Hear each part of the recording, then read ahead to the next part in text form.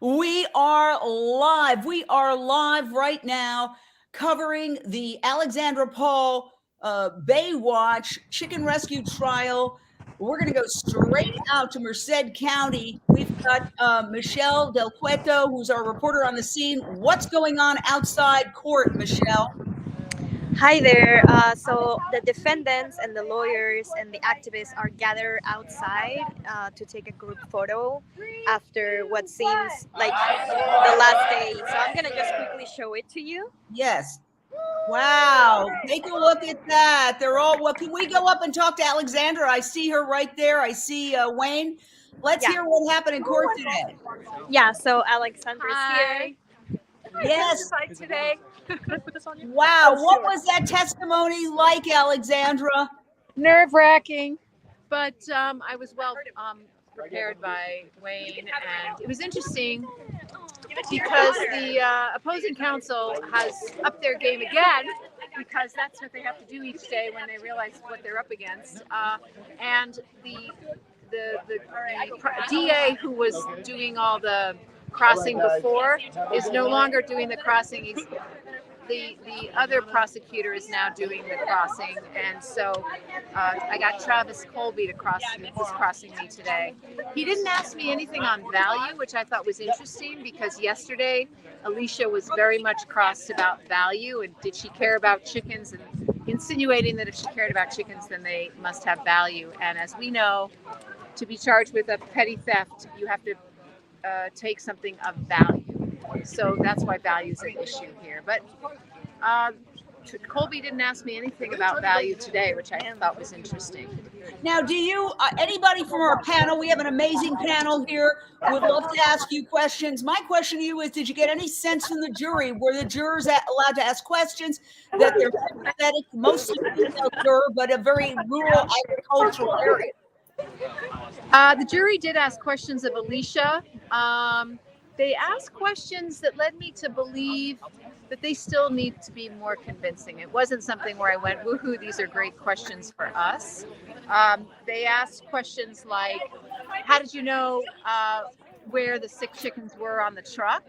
And Alicia answered beautifully because she did such a great job. And there was another question. There were three questions for Alicia. One of them was not allowed. And the other one, I forgot what it was, but they were okay.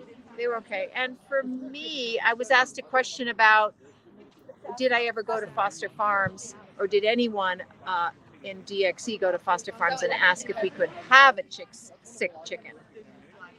So they're obviously wrestling a little bit maybe with the straight legality.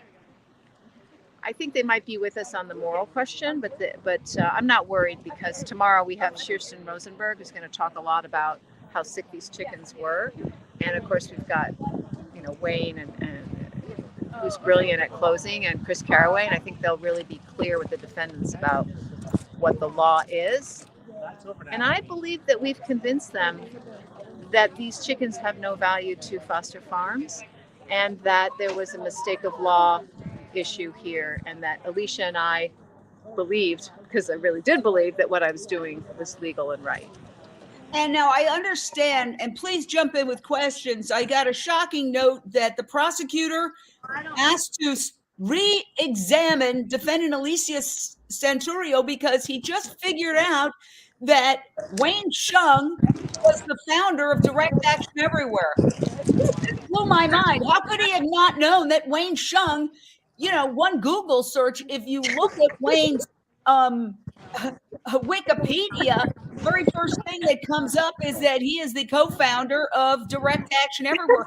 How could he have not known that? That's shocking to me. Actually, it was more than that. They wanted to expose, which we're proud to expose it, but they wanted to expose Wayne's prior history as an activist, including his issues in court. And I think Chris Caraway did an amazing job, just explained to the judge that this was unprofessional, and the fact that they were coming up with it now showed how they were just starting to work on this case halfway through the trial, that they didn't take it seriously before. They're taking it seriously now, but it's too late. Wow. Nathan, you're a former district attorney. What's your question for Alexandra? Thanks, Jane. Hi, Alexandra. Hi, Nathan. Thank you for being here. Of course. It's nice to see you. Just a couple of quick questions. I'm curious. I know the judge was deferring his ruling regarding the DXC video. Now that you've testified and Alicia's testified, has the judge actually given a ruling on whether the video will be allowed to be shown to the jury? And one other question is, are character witnesses going to be allowed? My character witness, I'll answer the second question quickly. My character witness, Daphne Zuniga, did testify today, and she was wonderful. And I couldn't have asked her better. I didn't know what she was going to say, and I was moved. And for your first question, are you talking about the undercover video of the slaughterhouse? Yes. Yeah, that so far has not been allowed, and that means Raven won't be testifying, which I think is disappointing. But on the other hand, I think that it's going to be all right, because we've talked about animals being boiled alive and buried alive, and that is still going to have, I think, an effect on the jury. I don't think they even need to see video to understand what goes on in these factory farms after the testimony today. From Celeste Yamada also testified, and she was terrific. She took care of the chickens after they were rescued. Wow. Do you expect this to go to the jury tomorrow? Maybe. We have Kirsten Rosenberg, who's a very important witness, and she might get quite a bit of cross, but then we rest. So it's very likely that our attorneys, Chris Caraway and Wayne Shung, will be able to do their closing statements tomorrow. I don't know if that's good or bad. Nathan and others would know better if it's good to do it at the end of the day. And then, but by Thursday, for sure, it will go to the jury. Wow. All right. Fantastic panel. Any questions for the amazingly gracious Alexandra Paul, who is on trial, who could go to jail for 6 months, and yet she stands there and talks to us? Paige, you're always full of questions, honey. I saw Donnie Moss raise his hand. Go ahead, Donnie. Okay, excellent. So, Donnie, Alexandra, what did Alicia say in response to the prosecutor's question about how she knew which chickens were sick? That was a juror question, and we basically how she knew that the chickens were sick. Alicia answered it brilliantly. She is a very experienced caretaker of chickens, and she basically talked about his splayed legs and the comb that fell that was almost yellow and had fallen. She also made a really important point, was that one of the things that she did this today. One of the things that people have been saying is, like, how did you get to see those chickens so quickly when as soon as you opened the door, there were sick chickens there? Oh, that's such a coincidence. And Alicia made the statement today that that's the question we should be asking, is why did these two activists come upon sick chickens as soon as they opened the cage? And that's because there are sick chickens everywhere on these trucks, because that's the nature of factory farms. So she got that point in, and I thought it was brilliant. wow. So do you think that the prosecution is shocked by this case? Because I honestly was shocked that they did not know who Wayne Shung was. Your voice is kind of cutting. Wayne is famous. That might be why. Wayne, do you want to talk to? Yeah, we can ask Wayne. Wayne is going to come and I think talk to you. I can't hear you, but I'm happy to answer. Yeah, sure. So yeah, we'll get. Thank you, Michelle. Just maybe Wayne could ask a quick question. We're going to have to move the mic over. Give me a second. Oh, of course. So while they are getting their, It's okay. I'm going to ask them other questions. while they're getting organized, what we'll do is get a sense of what do you think of this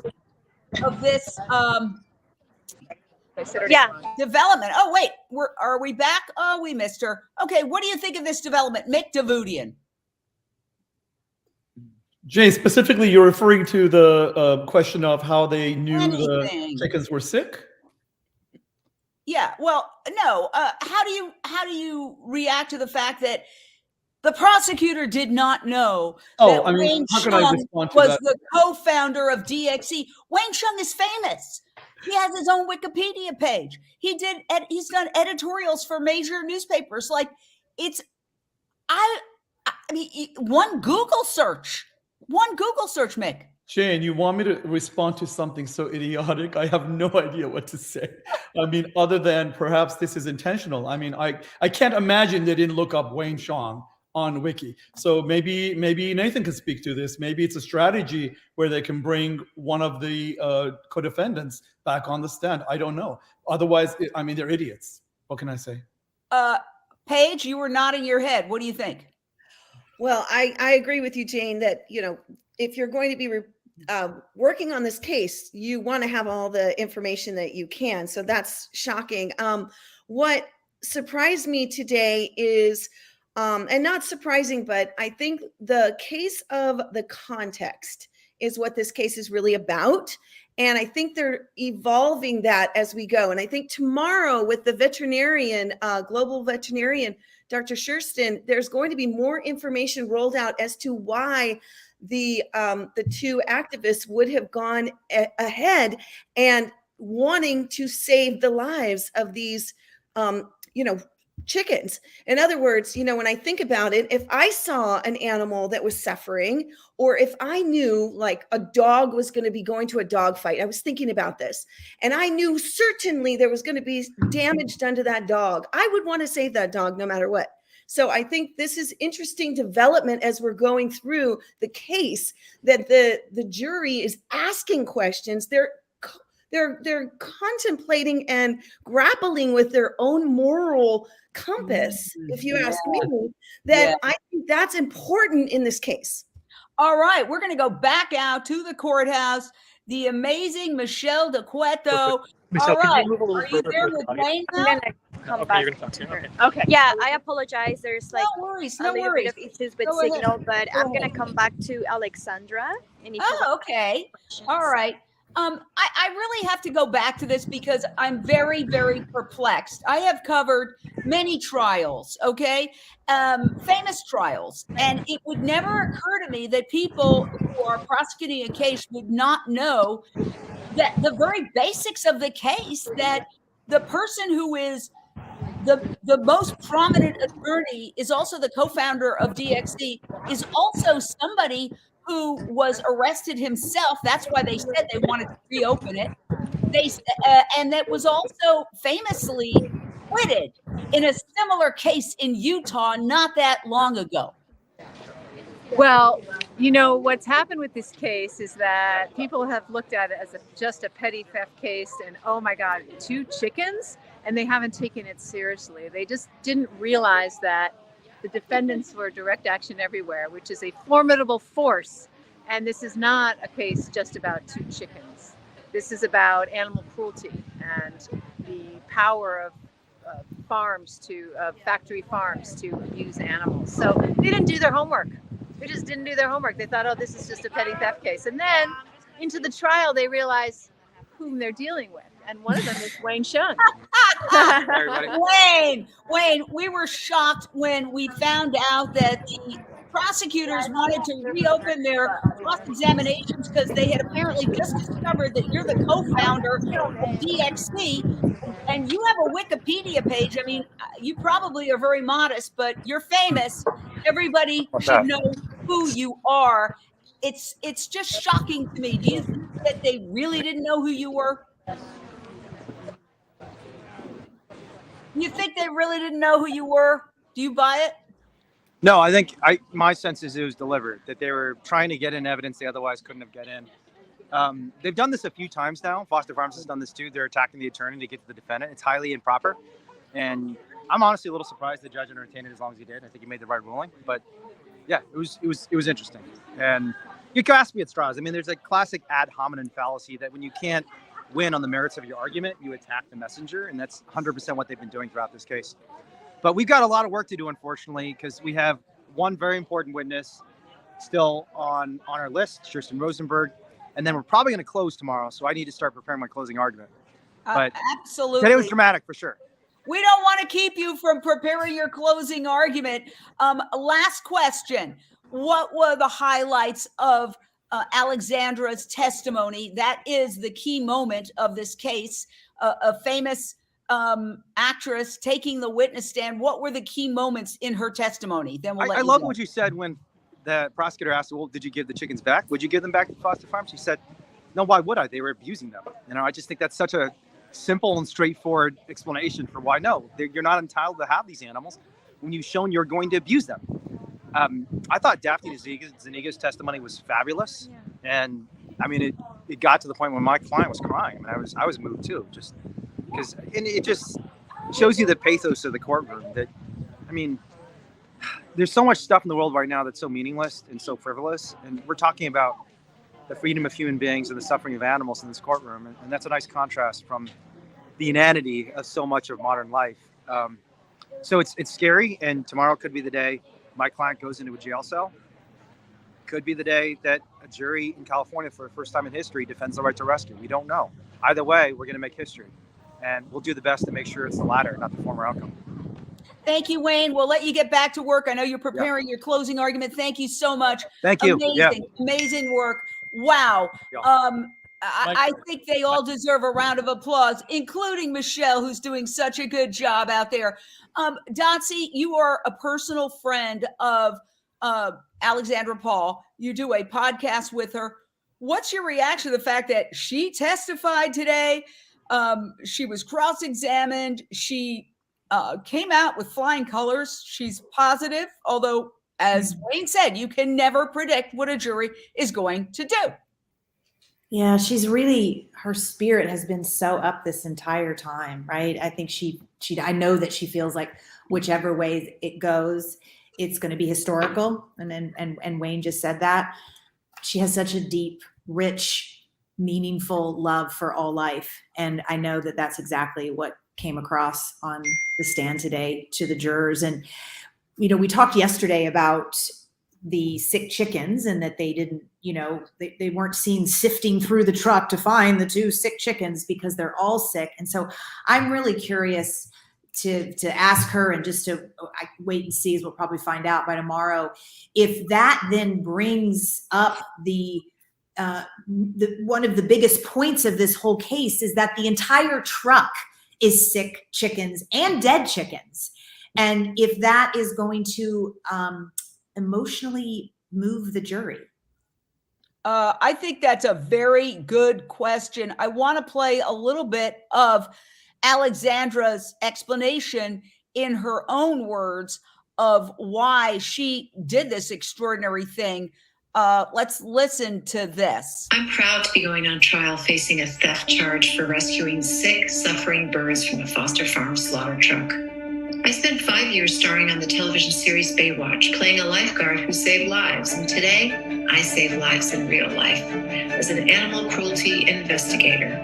My name is Alexandra Paul. I've been in over 100 movies and television shows, but the thing I'm most proud of is my work rescuing animals from factory farms and slaughterhouses. I wonder if they got in, a quick question, I wonder if they got into her past, the fact that she's been arrested before. Did they mention that at all, Michelle? No, they didn't. The prosecution was trying to ask, about Alicia specifically, because she was mentioning, like, I have investigated foster farms multiple times, and just talking also about open rescue. And the prosecution was trying for her to say, do you think it's legal that you go into these farms and trespass?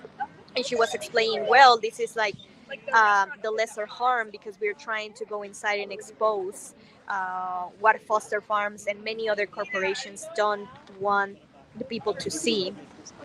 So that was kind of like an intense argument. But for Alexandra, there wasn't much about asking her. She did mention that she has been involved in an investigation in an egg-laying farm. And she also mentioned about investigation for the dairy farms, the Mary Lands, Yeah. I think. Yeah. But yeah, the prosecution didn't go more in depth into that. Wow, interesting. Thank you so much. I want to ask Nathan, it's shocking to me that they didn't push harder on that, but maybe they can't. I don't know what the law is.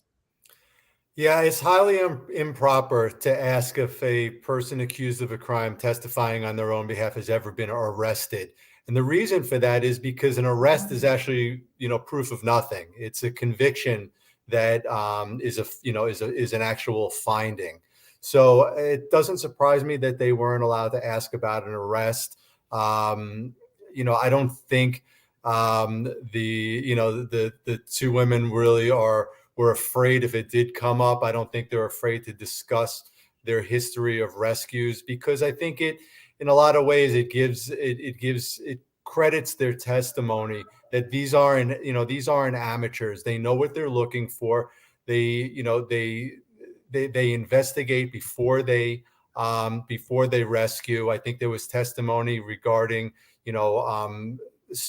conferring with counsel before they went out there that day. So, I think these are the things that are going to be really important to the jury to hear, that these aren't just sort of, vigilantes. These are people who are truly, experienced in what they do, what the signs are that they look for. And that's why they did what they do. That's why they do what they did, because they saw the signs and they knew what was going on inside those crates, and they knew what was destined for those two chickens and the rest. Meanwhile, thank you for that explanation. These young people, mostly young people who are out there doing support for the trial and protests, nothing stops them. There was a tremendous downpour today here in California, and here is the protest that they held immediately outside the front door of the district attorney's office. I'm going to start with the story of the time I went inside one of Foster Farms' barns. Right here. And I don't think I'd be the only person who's been in one of those farms who would say that it's one of the worst farms that they've ever seen. One, double, one, five. Human freedom, animal rights. One, double, one, five. Animal rights. Animals' lives are their rights. Getting bold. Animals' lives are their rights. We will not give up this fight. Don't fight, you may lie. Animals do not want to die. Don't fight, you may lie. Animals do not want to die. All right, Ellen Dent, Animal Alliance Network, who is joining us despite having tested positive for COVID. I know you're under the weather, but you don't want to miss this. I hope you're feeling better. What do you make of the fact that, speaking of, hard times, it was extremely windy, very cold and rainy, and that did not stop a protest outside the DA's office? I think it speaks to the resilience of the activists. They are out there, sunny day, rainy day. I'm sure if it was snowing, they'd still be out there, because they want to fight. They want to fight for these other animals to have rights at all costs, and that includes their discomfort. And I find it really admirable. Yeah. And do you, Paige Parsons Roach, also another activist who has been to many of these vigils and protests, do you think that the district attorney and the prosecutors in there have no idea what hit them? Because now we hear from Wayne that he doesn't think that they didn't know who they were. He thinks they did know who Wayne was, but pretended not to know. However, I can't imagine that they anticipated the kind of protest, the colorful, we're just giving you 1 minute. These are almost like Broadway productions. Well, hey. Certainly, let me just say this. I think that whenever I've seen a protest prior to being vegan, I steered clear of those, what I thought were sort of crazy people. Now knowing what I know and what I've seen, having gone to some of these really early morning chicken deliveries at these, going into slaughterhouses with the chickens, seeing these birds that are some of their, claws are hanging out. They're laying there desolate and dirty and look like they're literally on their deathbed right then and there. I did not know prior to going vegan what was going on. I got to tell you something. As a consumer, as a mom, I'm conscious about the purchases that I make. And if I had known this, I mean, the lies that were told over and over again about, oh, this is humane and kind and lovely and all this, what I'm going to say is crap. That to me is why I would take an action. So I think, yes, jury on the inside is probably very shocked, saying, whoa, I mean, these are people just like you and me that are, wow, there are people out there that are in the cold rain making noise like this. Whoa, I gotta take a deeper look at this. That's what I think. Thank you for that. By the way, here is the number and the email of the Merced County District Attorney, Nicole Silveira. And DXE is urging everyone to politely ask them to prosecute foster farms, not the animal rescuers. We'll put this up over and over again during our commentary today. I want to play something that Dotsie Bausch asked me to play, which is a video of a previous open rescue that Alexandra Paul was involved in. And, I don't know if this has become part of the trial, but here is what she's done prior to rescuing the chickens.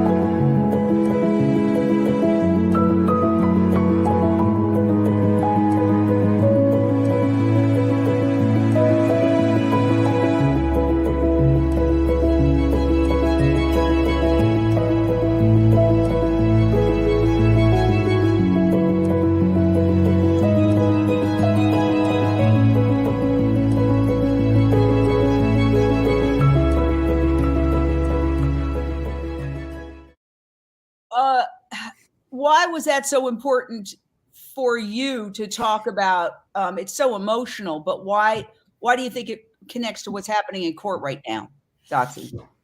Well, Alexandra sent it to me the day that her twin sister was there. That's who you were seeing Alexandra hand this very sick and broken dairy calf, 75 pounds though, from its crate into her sister's arms. And they had to walk over a half a mile to the getaway car with a 75-pound calf. And I just think it's just such a beautiful juxtaposition of these sisters, these twin sisters, and their just immense and expansive love for all life.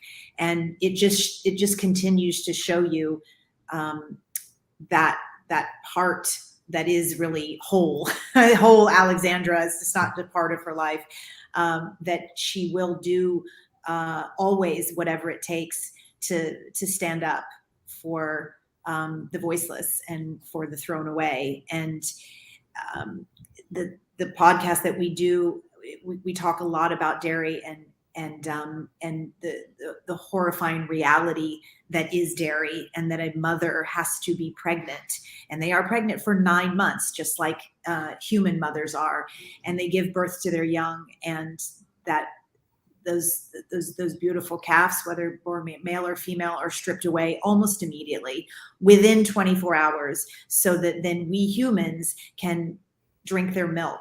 And we're still living in a time where people don't even realize that cows have to be pregnant to give milk.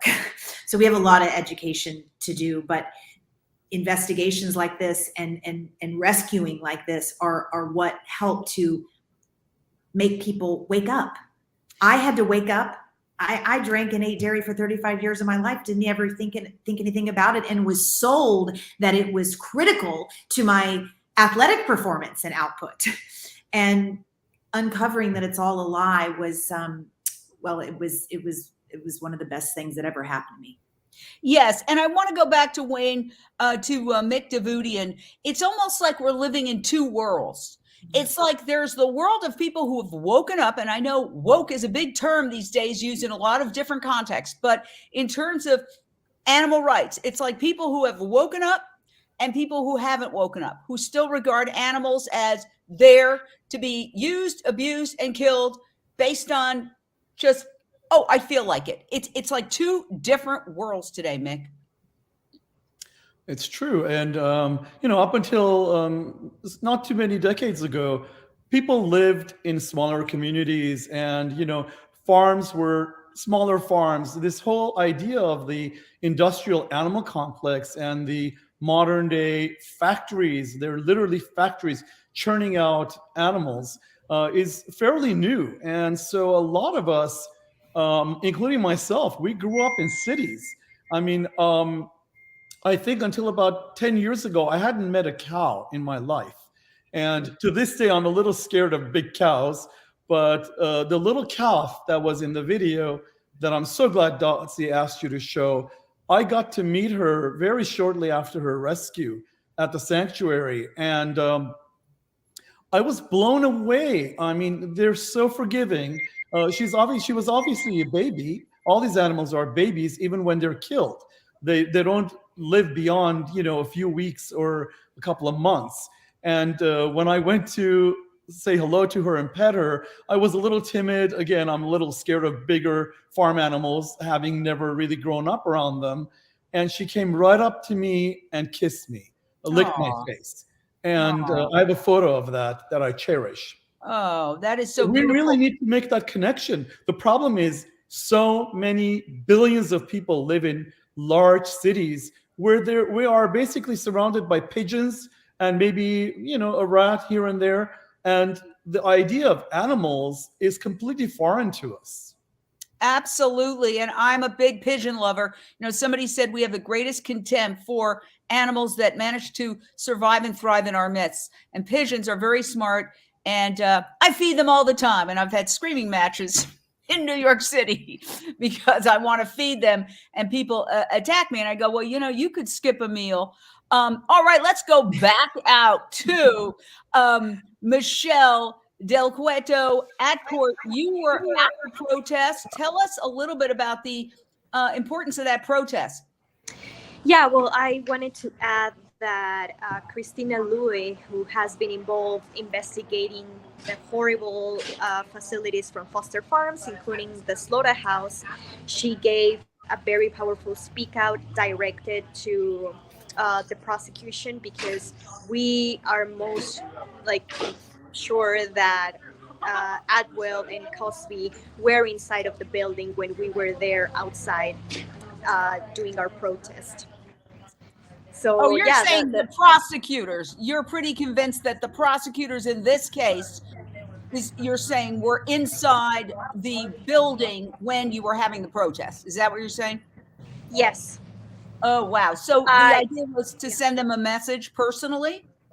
Yeah, I mean, I think that the main message and narrative from this trial has been since the beginning, prosecute foster farms, not animal rescuers. And that's why you see this beautiful banner that is a drawing from Alexandra and Alicia that a lot of people put their hands into creating. And we also had the photos of Jax and Ethan, both Jax recently, shown him as a flourished individual, as well as the photos when they were just recently rescued and they looked in very poor conditions.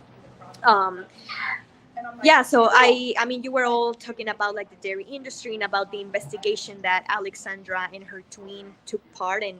I think it was very powerful to also hear in the courtroom her sharing the horrible methods that the dairy industry use with the cows and how they castrate them, literally using how do you say, a tie, like tying their testicles until they fall down with no anesthesia, like no, like nothing. Can I jump in and ask a question? Was she able to talk about that today?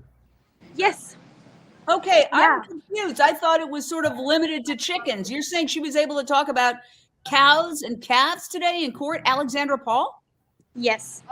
Yeah, I mean, I think that Alicia was the one that shared the most about like the conditions inside foster farms because she has been investigating them. But then then Alexandra could share a little bit of her involvement in open rescue because right when she took the stand, Wayne wanted her to explain about the concept, like elaborate a little bit deeply in like what's open rescue. Why is this tactic something that has deeply touched you and you have been continuously participating in doing open rescues? And then she shared about like the dairy industry and some of the practices that this corporation was doing. Last question. Did you get any sense from the jury? You know, when I'm in court, I usually like to look at the jurors' faces. What's their reaction? Yeah. Did you get a sense that?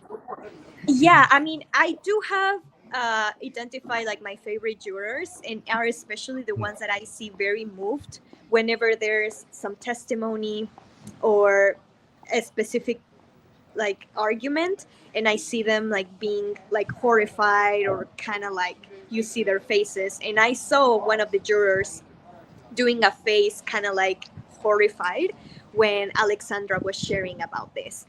And I mean, like Celeste Jamara, who also gave the last testimony of the day, she was sharing how bad Ethan was, like how he couldn't even stand. He had like his legs spreading and all covered in diarrhea, how he wasn't even able to drink water. And I saw also the jurors like making faces, like sad faces and horrified just thinking. And we also were able to see a video where Celeste was giving care to them, like touching them very gently. And you can see Ethan, like how his legs were so spread, like so deformed, that like it was pretty clear to the jurors, like these animals were such bad conditions, like you cannot even imagine, as well as mentioning the coronavirus that they were infected with, or Ethan was, and how infectious it is. And Jax is also infected with this, so they are still quarantined until, well, he is still quarantined until today. Yes, and thank you. I'm not able to independently confirm anything about COVID, but that's a really, really insightful description of what happened in court. And I think it gives me an entirely new perspective. I wasn't aware that they were able to really take that ball and run with it. My gosh, Donnie Moss, that is a little shocking in a good way to me that they were able to talk that in depth about open rescue. That is great to hear. And, and another point of view that we haven't really considered here is that, yesterday the truck driver who was a witness for the prosecution described the sort of filthy conditions on the trucks and didn't know the answer to the question as to how many chickens arrived dead at the slaughterhouse. So he painted a pretty grim picture of what goes on in those trucks. And that was cemented in the testimony of Alicia and Alexandra, I believe. And you have to wonder if the jurors are sitting here or listening to this testimony and thinking, what is it that they're feeding us? What are we eating? Even if you take the humane issue off the table for a minute, I think Ellen referred to the moral compass of the jurors, but I think it's even more than their moral compass. Like they're actually consumers of these things. And this is probably off-putting for them. And perhaps they're saying to themselves, you know what, I'd like a system where animals aren't treated this way because this affects me personally. Yeah, and I want to bring in some breaking news. Yesterday, we had great breaking news on this show that Donnie Moss and his team, and I know it's a big team, but you're a very big part of it, has gotten Nike to stop slaughtering many, many thousands of kangaroos for soccer shoes. That was a huge victory, massive campaigns. Well, we've got more breaking news today about the chicken industry, and good news and bad news. Let me put it this way. So here's something that was just published, and that says Tyson Foods to lay off 1,700 workers and close 2 chicken plants. And I think that is very significant. It goes on to say in its latest quarter, the meat giant said its chicken business underperformed expectations. Now, again, this is not the company involved in this trial, which is Foster Farms, but it's the chicken industry. That's the good news. The really bad news that horrified me is this. Okay, the USDA announces more than $43 million investment in meat and poultry processing, research, expansion, and innovation. That makes me sick to my stomach. Mick Davutian, your thoughts on that? Well, it is disgusting, but remember, 43 million is really a drop in the bucket. I mean, it sounds horrible. It is horrible. It's our tax dollars going to these horrid industries, but it's a drop in the bucket. I mean, these industries are ginormous. I mean, it's incredible. People on the average person has no idea. Yesterday, somebody was questioning on Facebook how many chickens are killed in the US per day. And you have to go get a calculator to come up with the numbers and double check and triple check to really understand that the 2 million chickens per day is actually accurate, 2+ million. And that doesn't even include chickens used in the egg industry, which is yet another enormous industry in itself. Yeah, it's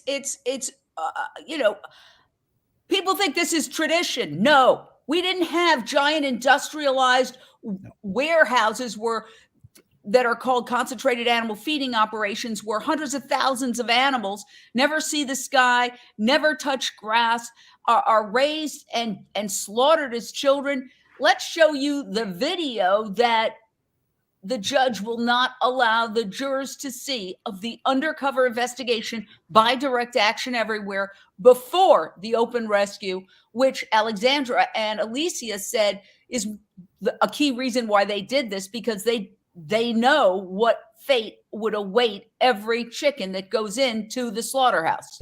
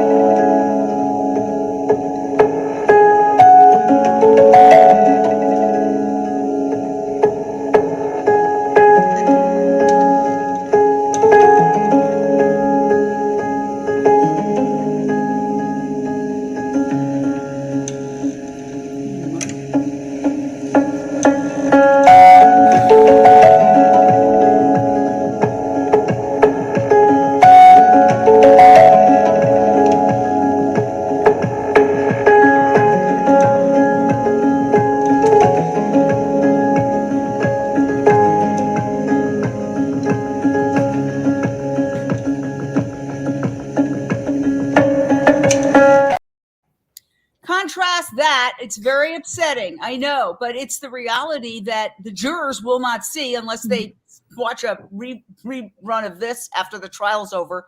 They're not supposed to look at anything that involves the case during the trial. But contrast that with the statement by Foster Farms.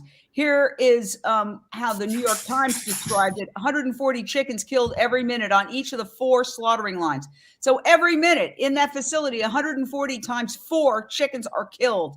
Live birds seen thrown, crushed, left for dead, suffocated under piles of dead birds. Some are not properly stunned before they killed. And the USDA, the same agency that's going to give $43 million to expanding the poultry industry, has reported seeing evidence that the birds are dunked alive in boiling water. Here is what Foster Farms says. And I want to point out, we invite Foster Farms on anytime. Foster Farm says the priority and the welfare of the flocks entrusted in our care is the highest priority. In 2013, the company became the first major poultry producer to be independently audited and certified by the American Humane Association, and continues to receive outstanding animal welfare audit scores. All Foster Farm team members that come in contact with our flocks receive comprehensive annual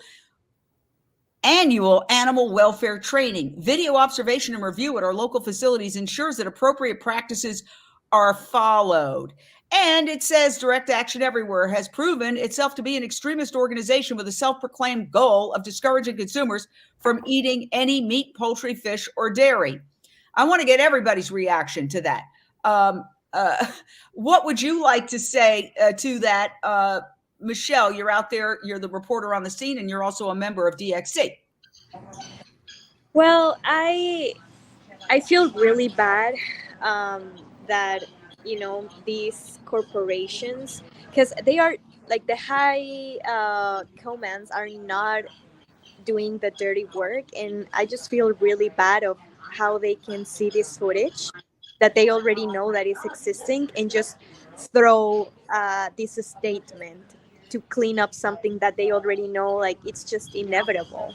You cannot, like there's no valid argument that you can say to defend what is happening, and especially also for the workers, because we know that historically workers have been violentized because they're the ones sometimes like doing this like animal cruelty like violations, but just getting into their mindset of imagine what it would be to like work at these places 24/7, don't even have like access to, you know, go to the bathroom, take breaks. Like imagine just sucking all of that, all the violence that you have to experience every single day, and just know like this company doesn't even care about you. Like it has been reported that there's an ambulance that visits Foster Farms. You know what? I have to stop you right there because I cannot really talk about anything that we can't independently confirm. Okay. I know that we invite Foster Farms on anytime at all. I know that in general, the industry has been a hotbed for COVID, that obviously slaughterhouse workers were coming down. We all know that with COVID at a greater rate than the general population. But I can't confirm the independent details that you've mentioned. But the big picture is the video. The video is the video. And what's your reaction, Ellen, to the fact that the jurors are not going to see that video, apparently? I think it's really unfortunate that they're not actually going to be able to see what was awaiting those chickens after they got off the truck. Because what they're trying to prove in this case is, you know, to get the right to rescue, you know, these individuals off this truck. And to do that, you need to show the danger, the grave danger that they are in and are, you know, going to be facing once they get off the truck. So I think it's really unfortunate. I'm glad that they are able to give a description at least. It sounds like a lot of those jurors are taking that and, you know, really absorbing that into their minds, what is actually happening, you know, when those chickens get off those trucks and when they're on the trucks too, with the driver confirming that they're in their own fecal matter, that they are crammed in there and that it's completely unpleasant. Yeah. I just want to get everybody's reaction or some other reaction to the footage. Because, you know, one image tells a story. You could read 100 books about chicken poultry processing, but all you have to do, Paige Parsons Roach, is take one look at that video. It tells a story. Yeah. It tells a story, it tells a true story. This is the worst nightmare that's happening right now to billions of animals around the world because of our selfish choices to consume them. So circling back to, you know, we need to be responsible that we're causing this, but also prosecuting Foster Farms for what cruelty is happening inside of their factory farms. Now, again, millions of animals, billions of animals are being slaughtered every single day. And until I knew, I did not know what was happening because we're so fooled, we're so lied to. So many commercials are told us how sexy and delicious and juicy all these chicken wings are and breasts are and everything else, like they're posed as healthy. We've got a crisis on our hands. people are dying daily from heart disease. Cholesterol is only in animal products. I didn't know that. Could have prevented both my parents from dying early because of, if they'd gone plant-based, there would have been some solutions there that could have helped them.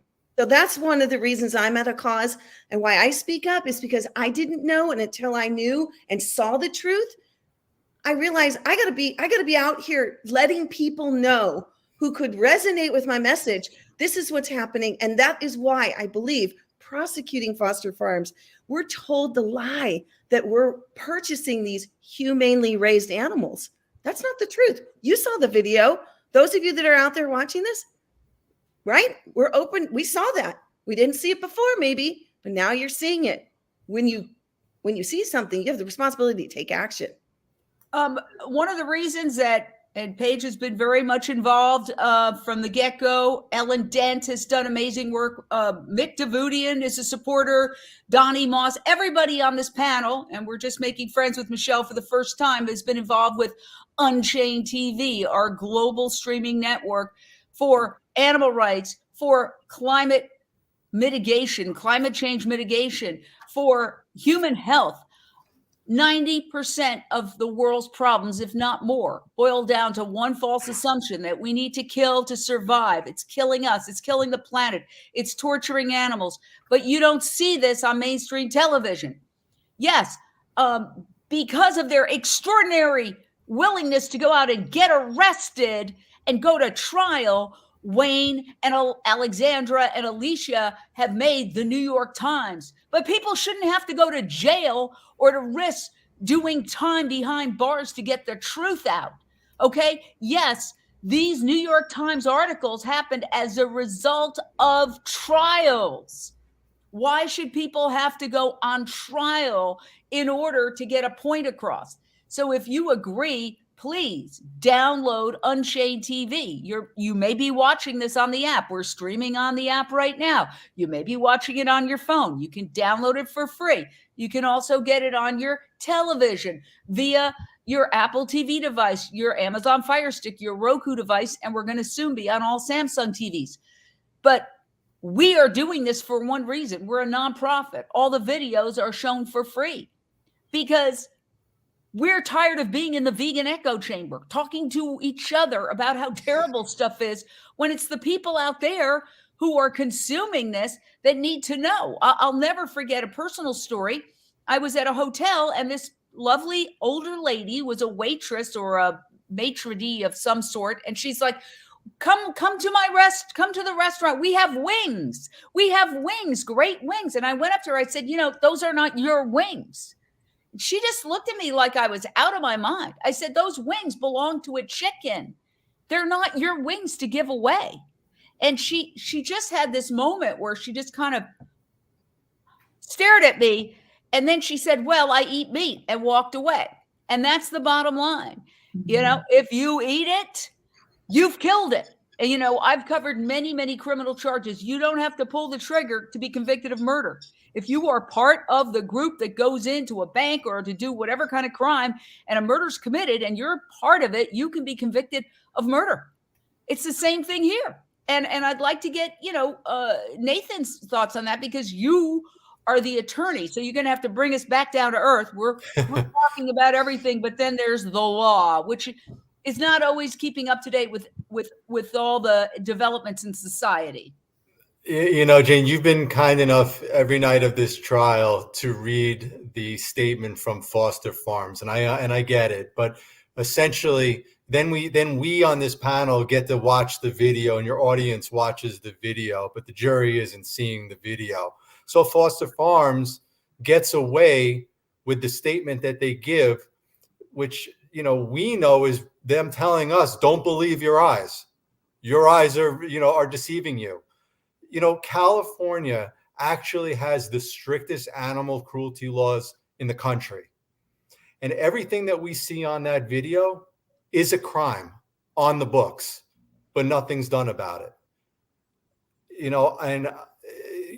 So now we're seeing, in court, the jury not being told the whole story, We're seeing prosecutors hiding from the truth.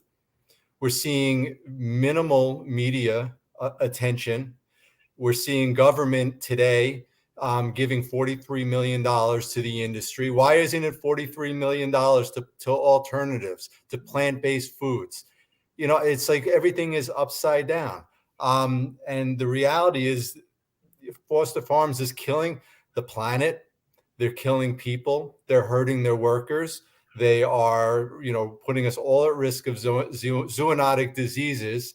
And what they're doing to animals is really one of the, if not the biggest catastrophe of our time.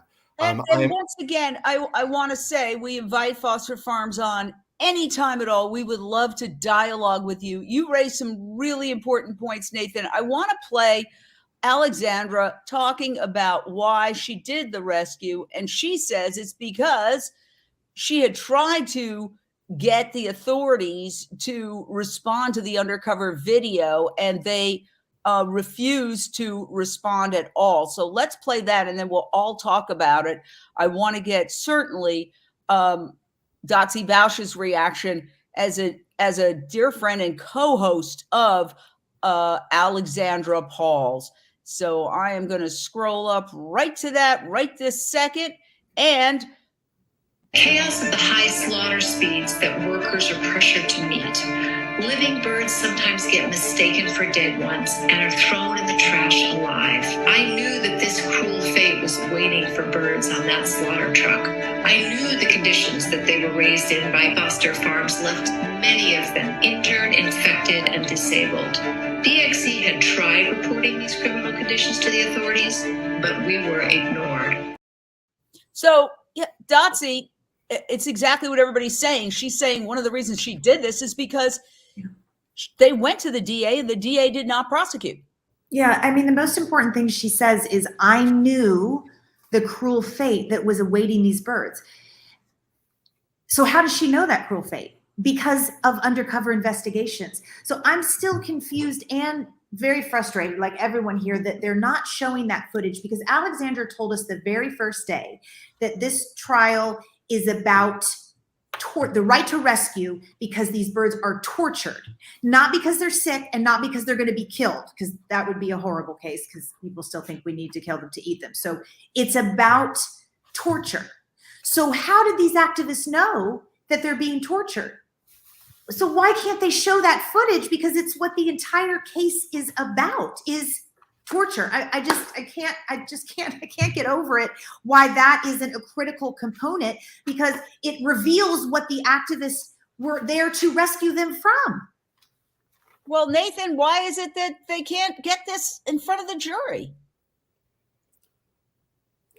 Because, I don't agree with it. I mean, I think the why is everything. And I think, the prosecution is bending over backwards to keep it from being seen, because I think it's instant acquittal. You see what goes on inside. Of course, it's a rescue. It's not a theft. They're not looking to deprive a mega gazillion dollar corporation of two chickens. They're not stealing chickens to keep them. They're not hoarding chickens themselves. It's a rescue. So they don't want it. It's troubling. Trials are supposed to be about getting to the truth. I'm a defense attorney. I used to be a prosecutor, a lifetime ago.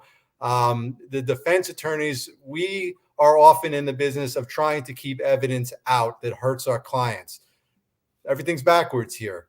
The prosecution is hiding from the truth, and that's not right. And I'm telling you, the jury's going to hate them for it, and they're going to do the right thing because of it, because juries do not like to be misled. What are the prosecutors saying to the judge, do you think, that is keeping the judge from showing this torture, which is why Alexandra and Alicia are even there? I mean, I'm not watching the trial. My guess is that the prosecution is arguing that it's not relevant, that the crime starts when they approach the truck and the chickens, and the crime ends when they run away with the chickens, and that everything else is not relevant to the crime. Now that's them speaking. That's not me. I don't agree with that at all. I mean, prosecution normally does everything in their power to, to prove motive, to, in proving somebody's intent. Here they're running away from motive because they know motive hurts them.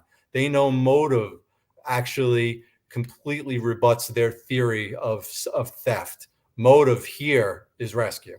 We have a couple of seconds left. Paige, you wanted to ask a question, then we're going to go to closing thoughts. Of course, we're back tomorrow, and tomorrow's the big day. Tomorrow is the day where we could have the case go to the jury. What was your question, Paige? I'm just thinking it through. People have chickens for pets as well as cats, dogs, and some people even have pigs as pets. So if you have an animal that's your pet that's locked up in a car, is it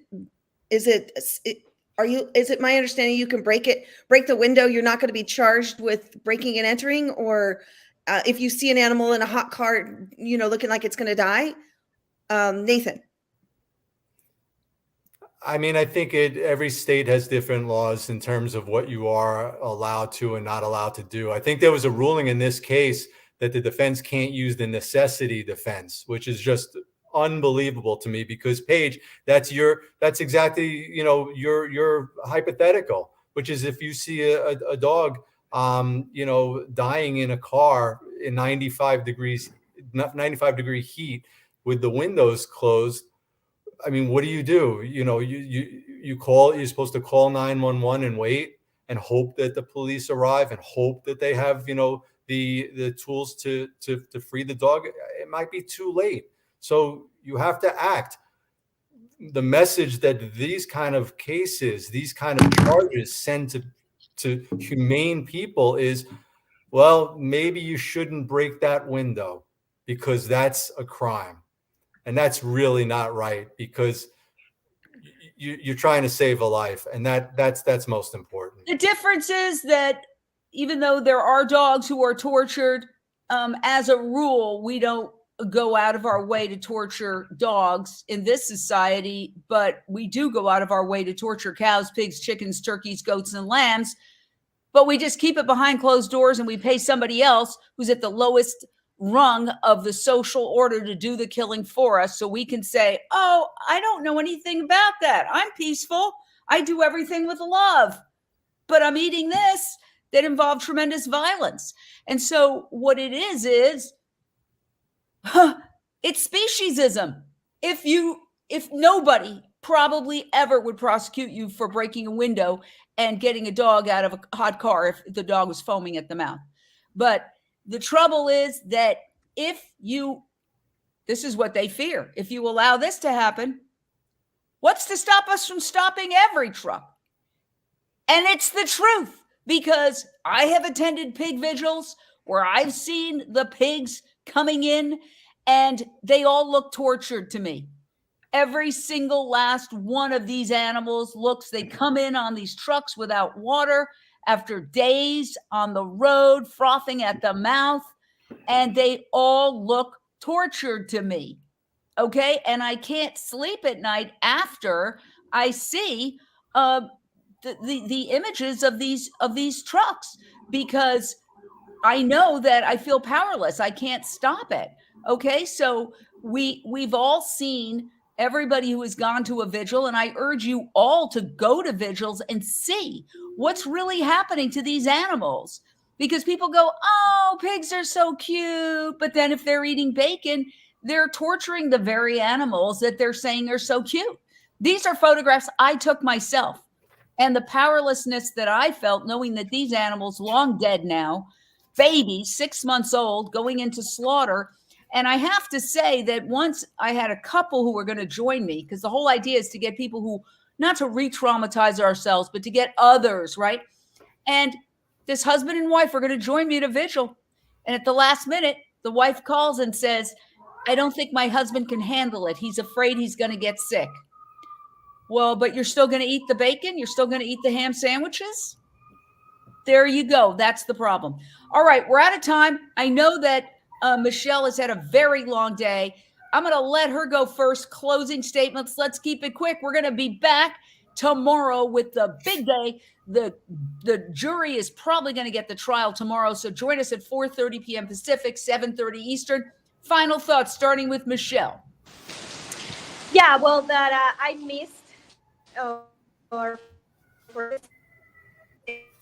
Oh, you're breaking up a little bit. Why don't we do this? We'll come back to you. You're breaking up a little bit. Dotsie Bausch. You know, Jane, my final thought for tonight is thank you to you, because you've given us a place to stand in solidarity and to educate and to lift up the brave Alicia and Alexandra and to tell the truth. So keep it up, and thank you. Well, thank you. It's a team effort. It's a team of volunteers who make this happen, not me alone. Thank you, though. Ellen Dent.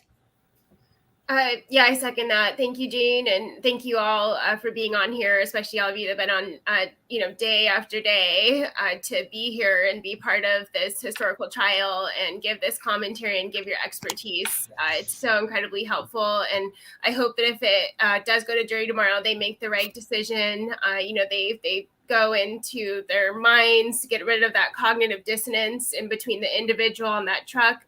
And, the package that they buy at the store, and they, make that connection, and they make the right decision that Alicia and Alexandra did not break the law. They did not steal them. They saved those chickens. Thank you, Ellen. And I hope you feel better and you could join us again tomorrow. Mick Davudian, your final thoughts for today.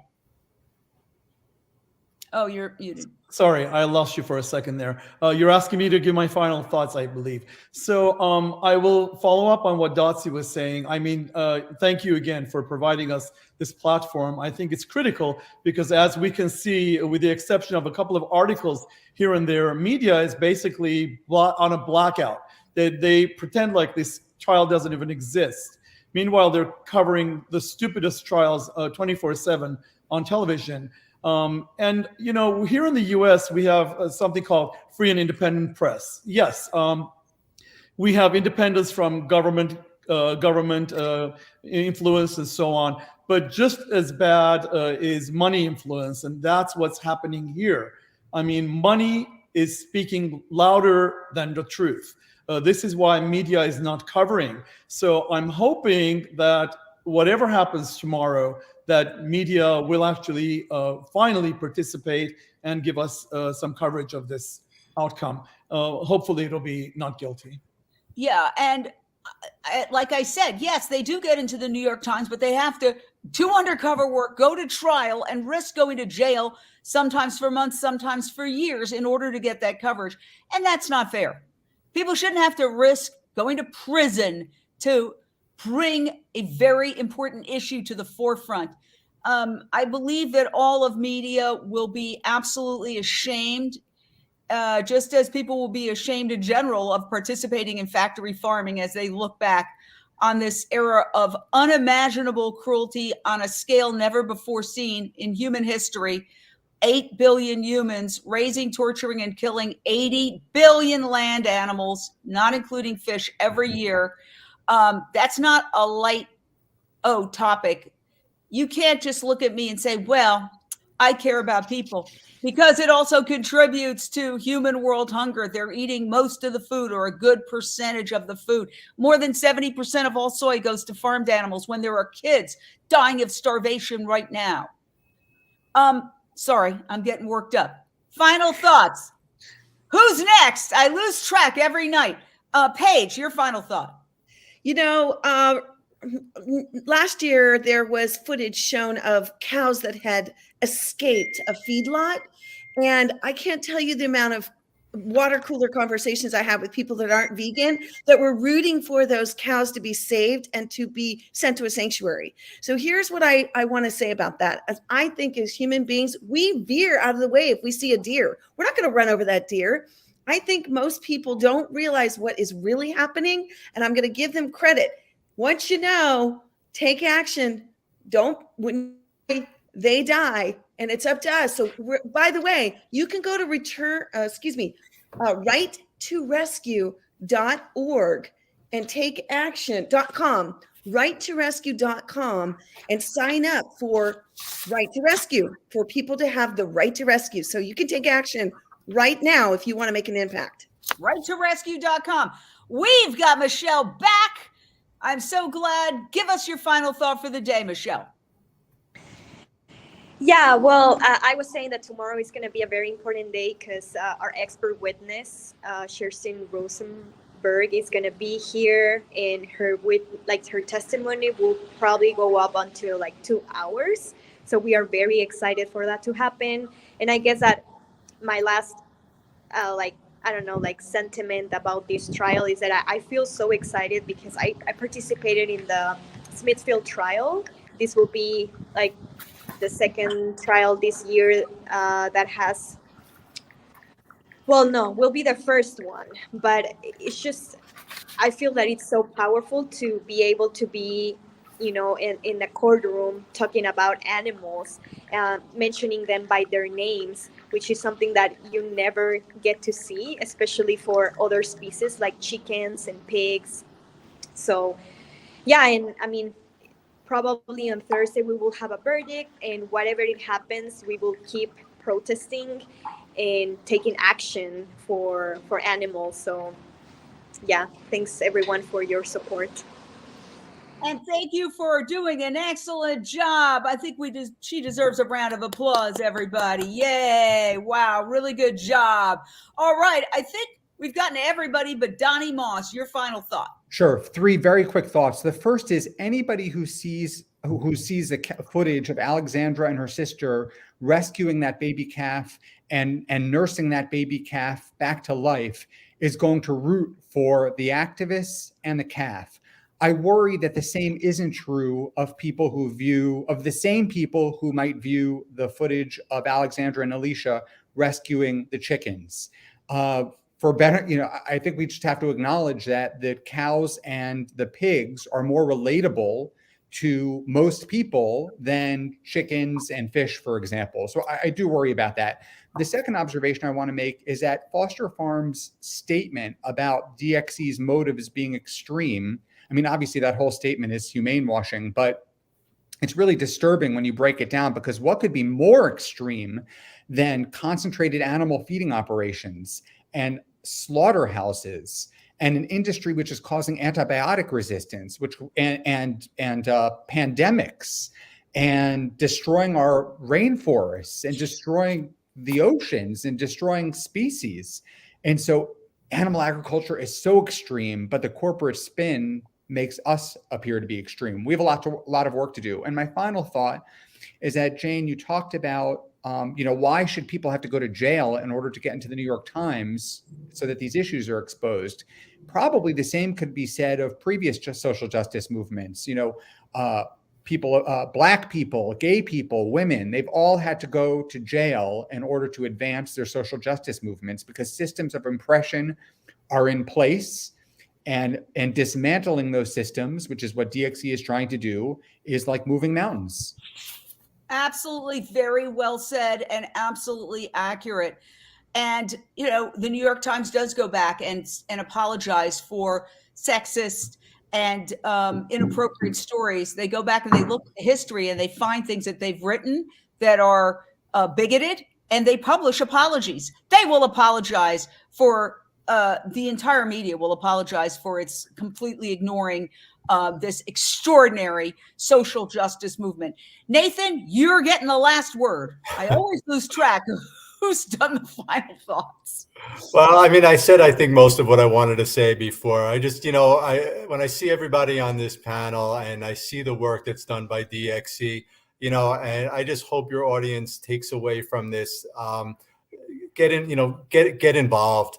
I'm sure most of you already are, but we all can do more. Whether step a little bit outside of your comfort zone, whether it's getting involved in grassroots political action, protests, going to law school so that you can, because there are, we need more attorneys who can do this kind of work.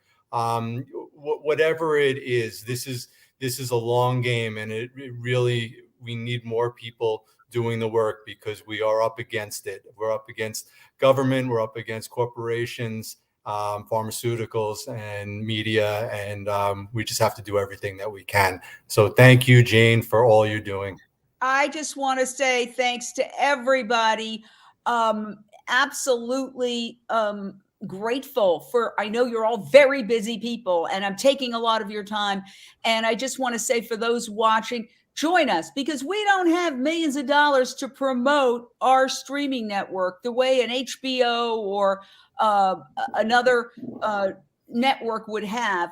We have to rely, we want to reach the non-vegan audience and the pre-vegan audience. And really, technically, we have access to approximately a third of the world's population. That's how many people have streaming devices, approximately 3 billion around the world. And this is a global streaming network. It's not in China, but it's in most other places. But we need you to promote it. You can download it. Download Unchained TV on your phone for free.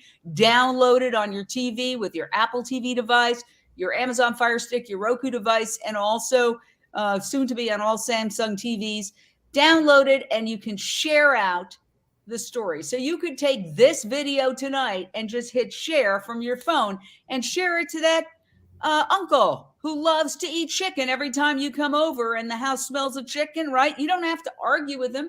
You could just send that video to him. So, and whoever that person is in your life or those people, I have a relative who is not vegan who told me she was watching the trial. And I thought, wow, that is huge. Thank you, everybody. Were you going to say something, Paige? No, I was going to say, absolutely. There's a lot of content on there that is inspiring. And including your cooking show. Oh, yeah. Dotsie's podcast. There's some in there. Podcast and Donnie Moss's videos and Ellen's vigils. There's so much there. All right, guys, we're going to see you tomorrow. 4:30 p.m. Pacific, 7:30 Eastern. And unless there's a verdict, if there's a verdict at 3:00, we're going to go live right at 3:00 and everybody can jump on as they get notice. But right now we're planning for 4:30 unless there's a verdict prior to that. Thank you, everybody. See you tomorrow. Woohoo! And I'm going to play this final video that I put together. You guys don't have to stay, but I spent some time playing it. And with all the drama, I did not get a chance to play it today. So I am going to play it before we go. Hi, Unchained. It's Alexandra. Thank you so much for being here and covering the trial. We really appreciate it.